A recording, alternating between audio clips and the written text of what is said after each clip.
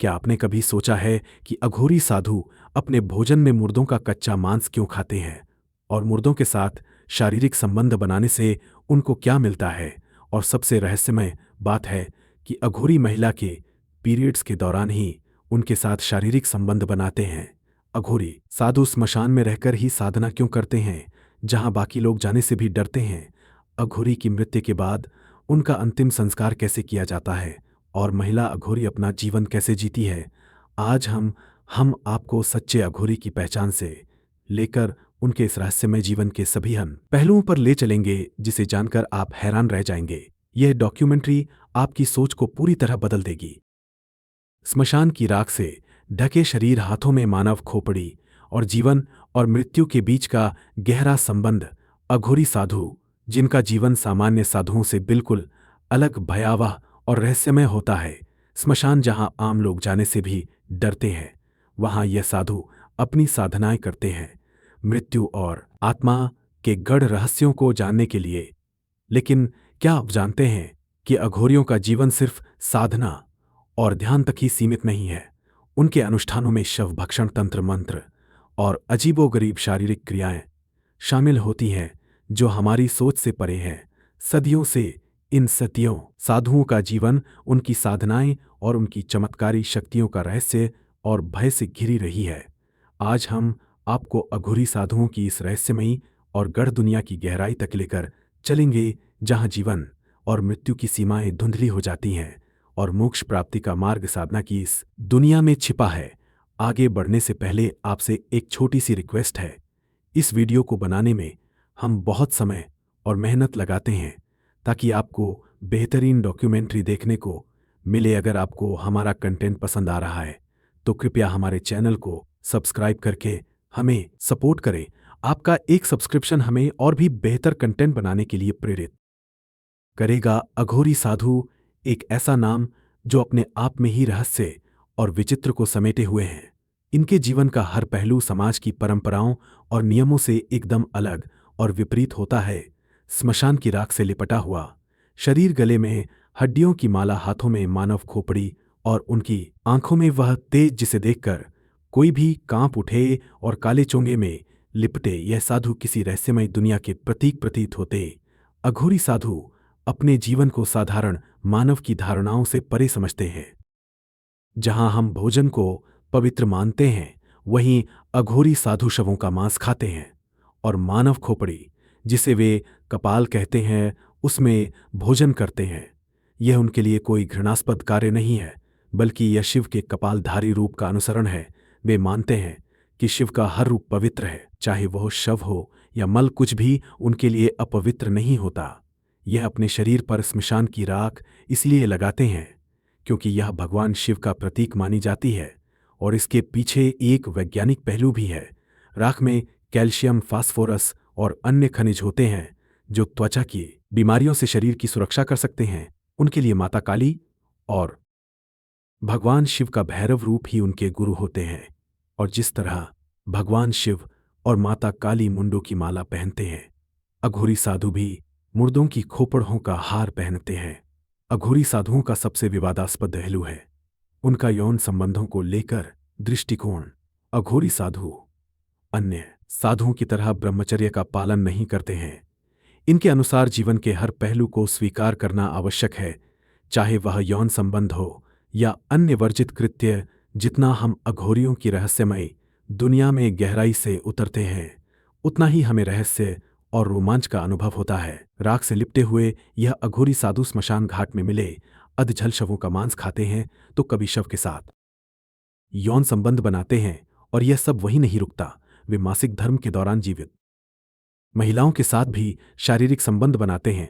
ये जानकर आपके मन में सवाल जरूर उठेगा, आखिर ये साधु कैसे हो सकते हैं? समाज में साधुओं का ब्रह्मचर्य का पालन करना अनिवार्य माना जाता है, और अघोरी ना तो ब्रह्मचर्य का पालन करते हैं और ना ही इनका खानपान साधु संतों जैसा होता है।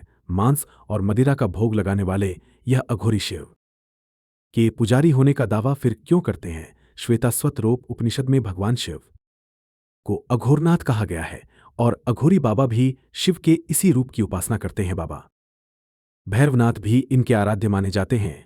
शव के साथ यौन संबंध बनाने और मांस खाने के पीछे भी इनका तर्क अघोर पंथ की ही तरह शाश्वत है। तो शव के साथ यौन संबंध क्यों? अघोरी इस प्रचलित धारणा को स्वीकार करते हैं कि शव के साथ शारीरिक संबंध बनाना शिव और शक्ति की उपासना का एक तरीका है।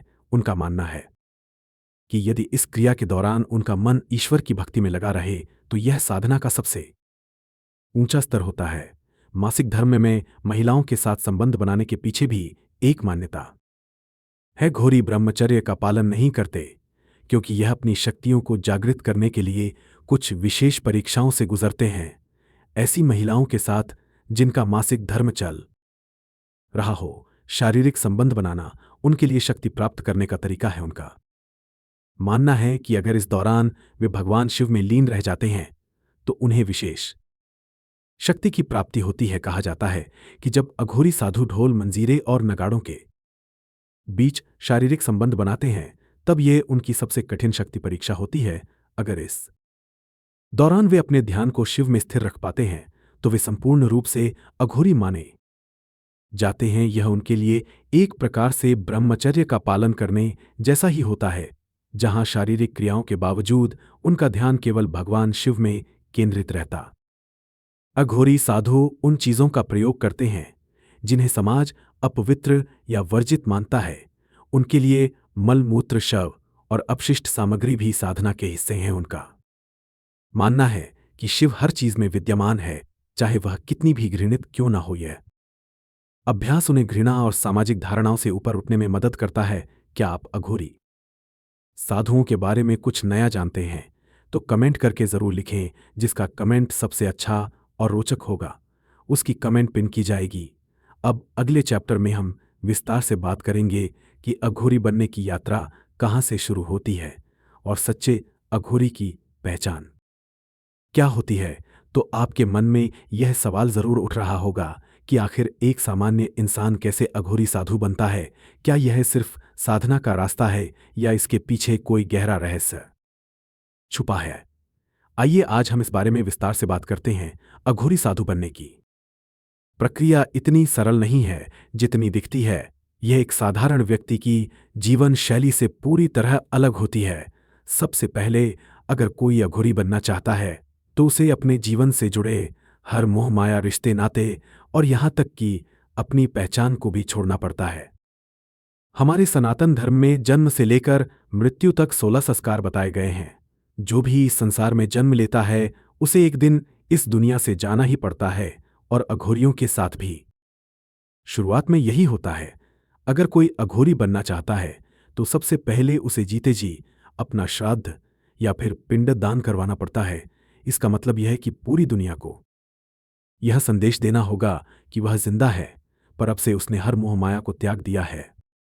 न उसका कोई परिवार है, ना कोई घर और ना ही अब उसका इस दुनिया में कोई अस्तित्व। यहीं से शुरू होती है एक साधारण इंसान की यात्रा। खुद को अघोरी साधु में बदलने की। अघोरी बनने के लिए कोई उम्र की सीमा नहीं होती। आप 10 साल के हो या 25 साल के उम्र कोई मायने नहीं रखती, ना ही जाति धर्म। कोई भी पुरुष या महिला अघोरी बन सकता है। और हां, आप बिल्कुल सही सुन रहे हैं, महिला भी अघोरी बन सकती हैं। यह साधना किसी विशेष वर्ग के लिए नहीं बल्कि उन सभी के लिए है जो संसार के हर बंधन से मुक्त होकर एक नई राह पर चलने के लिए तैयार होते हैं। अघोरी बनने की राह पर सबसे पहला कदम है अपने गुरु की तलाश। यह साधना का सबसे महत्वपूर्ण हिस्सा है।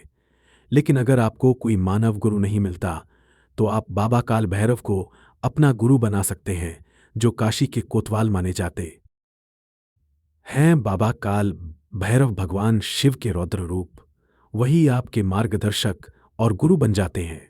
उनकी साधना करके आपको उन्हें गुरु रूप में स्वीकार करना होता है। और इसके बाद आता है सबसे बड़ा कदम, पिंडदान, यानी खुद को इस संसार से पूरी तरह से मुक्त कर देना। इसका मतलब है कि इस दुनिया में अब आपका कोई अस्तित्व नहीं रहेगा, कोई परिवार नहीं, कोई मोहमाया नहीं। अब से आप केवल शिव के साधक हैं। शिष्य का चयन होने के बाद उसे गुप्त मंत्र दिया जाता है। यह कोई साधारण मंत्र नहीं होता। इस मंत्र को बिना एक भी दिन छोड़े लगातार 12 साल तक जपना पड़ता है। हाँ, 12 साल तक जो शिष्य इस साधना को पूरी तरह निभा पाता है, वही इस कठिन मार्ग पर आगे बढ़ने का हकदार बनता है। अघोरी 3 तरह की साधनाएं करते हैं: स्मशान साधना, शिव साधना और शव साधना। और खास बात यह है कि यह तीनों साधनाएं स्मशान घाट के भीतर ही की जाती हैं।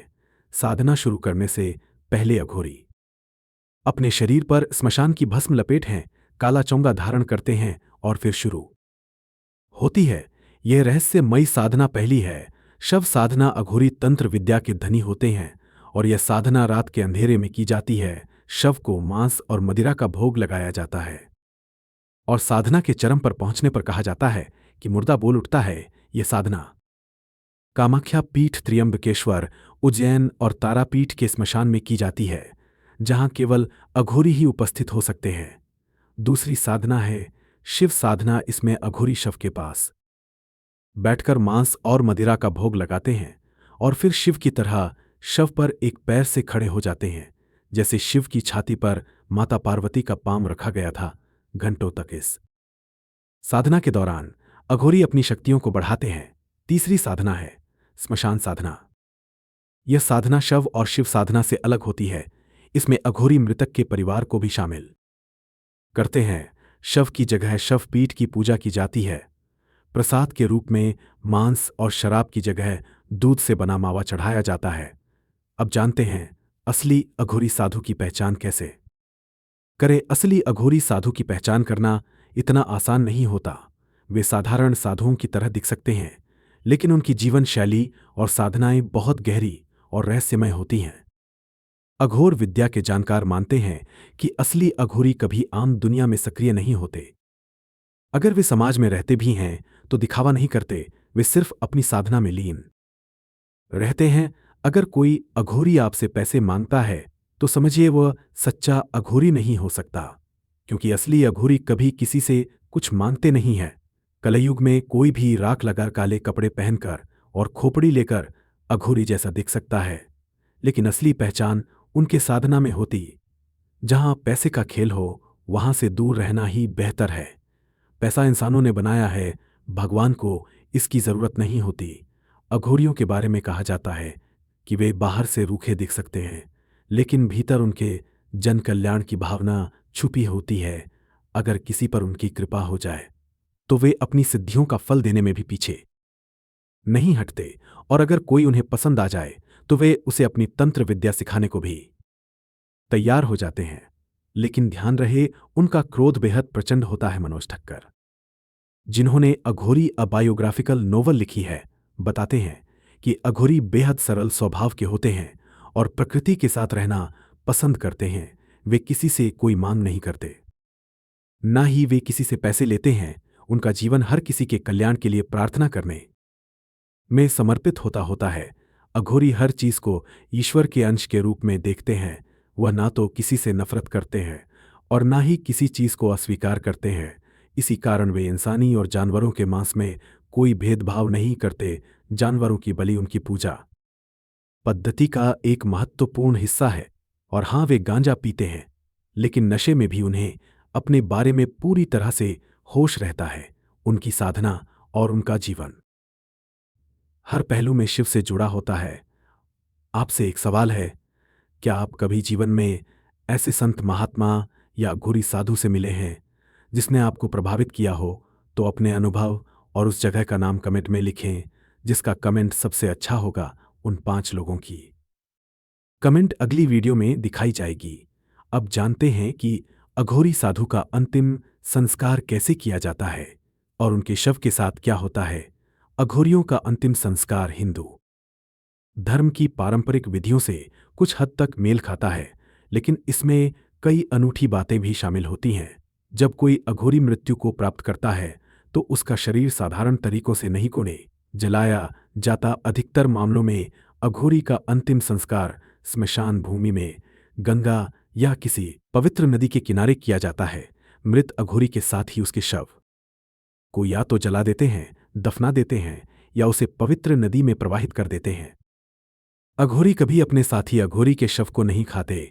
कुछ अघोरी साधु अपनी अंतिम इच्छा के अनुसार अपने शरीर को गंगा में प्रवाहित करने या स्मशान भूमि में छोड़ने की बात कहते हैं तो दोस्तों इस तरह किया जाता है।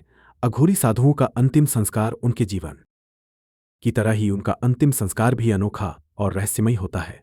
अगले चैप्टर में हम जानेंगे कि अघोरी का मूल इतिहास कहां से है, भारत का प्रथम अघोरी कौन था और अघोरी का असली मतलब क्या होता है। संस्कृत में अघोरी का मतलब है उजाले की ओर जाने वाला। यह शब्द इतना पवित्र और शक्तिशाली माना जाता है कि यह इंसान को हर बुराई से मुक्त करने की क्षमता रखता है। अघोरी साधुओं का इतिहास और उनकी उत्पत्ति एक ऐसा रहस्य है जो समय के साथ गहराई में डूबा हुआ है। इनका संबंध उन प्राचीन तांत्रिक परंपराओं से है जो सदियों से अपने आप में अद्वितीय और रहस्यमय मानी जाती हैं। कहा जाता है कि 7वीं और 8वीं शताब्दी में अघोरी साधुओं की जड़ें कापालिक और कालामुख जैसे उग्र तांत्रिक संप्रदाय में समाई हुई हैं। यह वह साधु थे जो मानव खोपड़ी से भोजन करते थे और तांत्रिक अनुष्ठानों में मांस और मदिरा का भोग लगाना, शवों की पूजा करना और मानव की बलि देना, इन्हीं परंपराओं से अघोरी साधुओं की उत्पत्ति मानी जाती है, जिन्होंने जीवन और मृत्यु के भेद को मिटाने की साधना की शुरुआत की। अघोरी शिव के अद्वितीय भक्त होते हैं। ये साधु शिव के भैरव रूप की पूजा करते हैं और अपने जीवन को मोक्ष की प्राप्ति के लिए समर्पित कर देते हैं। अघोर साधना की यह यात्रा बेहद कठिन और रहस्यमय मानी जाती है। अघोरी साधु मानते हैं कि हर आत्मा परम शिव है और जीवन के अष्ट महापाश काम, क्रोध, लालच, नशा, भय और घृणा से परे होते हैं। वे अंधकार से शुरू करते हैं, फिर प्रकाश की ओर बढ़ते हैं और अंत में आत्मबोध को प्राप्त करते हैं। और इस साधना में अवधूत भगवान दत्तात्रेय को अघोर पंथ का मार्गदर्शक माना जाता है। तो हमारे मन में प्रश्न उठता है कि अघोर पंथ के प्रणेता कौन थे। अघोर साधना की उत्पत्ति का श्रेय स्वयं भगवान शिव को दिया जाता है, परंतु अघोरी परंपरा के पहले महान संत जिन्हें हम जानते हैं वह थे बाबा कीनाराम। अघोरी परंपरा को संगठित रूप देने का श्रेय जाता है बाबा कीनाराम को, जो अघोरी साधुओं के आदि गुरु माने जाते हैं। कहते हैं बाबा कीनाराम का जन्म कारसच ओढ़े में उत्तर प्रदेश के रामगढ़ गांव में एक क्षत्रिय परिवार में हुआ था। उनका जन्म भाद्रपद के चंद्र महीने के कृष्ण पक्ष की चतुर्दशी के दिन हुआ था, जिसे शिव पूजा के लिए शुभ माना जाता है। वे दांतों के पूरे सेट के साथ पैदा हुए थे, जो एक दुर्लभ घटना और आध्यात्मिक शक्ति का संकेत है। 17वीं शताब्दी में जन्मे बाबा कीनाराम को एक चमत्कारी संत के रूप में देखा जाता है, जिनका जीवन असाधारण घटनाओं से भरा हुआ था। कहा जाता है कि जन्म के 3 दिन बाद तक वे ना रोए ना ही उन्होंने अपनी मां का दूध पिया। 3 दिव्य साधु, जिन्हें ब्रह्मा, विष्णु और महेश का अवतार माना गया, उनके पास आए और उनके कान में कुछ मंत्र फूंक दिए। तभी उन्होंने पहली बार रोना शुरू किया और अपनी मां का दूध पिया। यह घटना उनके दिव्य जीवन की शुरुआत मानी जाती है। बाबा कीनाराम का जीवन असाधारण था। कहते हैं वह 50 साल तक जीवित रहे और अघोर पंथ को मजबूत किया। बाबा कीनाराम, जिनमें कम उम्र से ही आध्यात्मिक झुकाव के गहरे लक्षण दिखाई दिए, मात्र 11 साल की उम्र में गुरु की तलाश में अपना घर छोड़कर निकल पड़े। अपनी खोज के दौरान बाबा कीनाराम भगवान दत्तात्रेय के शिष्य बाबा कालूराम से मिले, जिन्होंने उन्हें अघोर मार्ग में दीक्षित किया। बाबा कालूराम ने उन्हें अघोर शास्त्र के गहरे और रहस्यमय सिद्धांतों से परिचित कराया। बाबा कीनाराम को जल्द ही इस साधना की गहराइयों का बोध हुआ और वे एक कुशल अघोरी साधक बन गए। बाबा कीनाराम की साधना तब और विशेष हो गई जब उन्हें अघोर साधना की देवी हिंगलाज माता का आशीर्वाद प्राप्त हुआ। बलूचिस्तान की एक गुफा में देवी हिंगलाज उनके सामने प्रकट हुई और बाबा कीनाराम को एक दिव्य मंत्र और एक खोपड़ी भेंट की। यह खोपड़ी अघोर साधना का प्रमुख प्रतीक बन गई और बाबा कीनाराम की साधना और भी शक्तिशाली हो गई। वाराणसी के क्रीमकुंड आश्रम की स्थापना कर उन्होंने इस परंपरा को संरक्षित किया। आज भी इस आश्रम में अघोरी साधु उनकी शिक्षाओं का पालन करते हैं और मान्यता है कि यहाँ की साधना से अलौकिक शक्तियां प्राप्त होती हैं। अगले चैप्टर में हम अघोरी साधुओं की शक्ति और सिद्धि के बारे में जानेंगे। उनके पास ऐसी अलौकिक शक्ति और मंत्र होते हैं जिनसे वे सामान्य लोगों की इच्छाएं पूरी कर सकते हैं, जिन्हें जानकर आप भी सोचने पर मजबूर हो जाएंगे। अघोरी साधुओं की साधनाएं और तंत्र मंत्र उन्हें कई प्रकार की अलौकिक शक्तियां प्रदान करती हैं। ये शक्तियां, जिन्हें सिद्धियां कहा जाता है, साधुओं को अद्वितीय बनाती हैं। इन सिद्धियों के माध्यम से वे अपनी इंद्रियों, मानसिक शक्तियों और चेतना पर पूर्ण नियंत्रण प्राप्त करते हैं। आइए जानते हैं इन 6 प्रमुख शक्तियों के बारे में। सबसे पहले है इच्छित अवध शक्ति। यह शक्ति अघोरी साधु को दूसरों की इच्छाओं को पूर्ण करने की क्षमता देती है। यह वरदान देने की शक्ति उन्हें अद्वितीय बनाती है, चाहे वह धन की इच्छा हो या शांति की। इस शक्ति से वे दूसरों की मनोकामनाएं पूरी कर सकते हैं। दूसरी है याच शक्ति। यह शक्ति अघोरी साधु को अपनी खुद की इच्छाओं को पूरा करने में सक्षम बनाती है। इसके माध्यम से वे अपनी भौतिक और आध्यात्मिक इच्छाओं की पूर्ति कर सकते हैं, चाहे वह किसी भी वस्तु या स्थिति से संबंधित हो। तीसरी शक्ति है श्रवण शक्ति।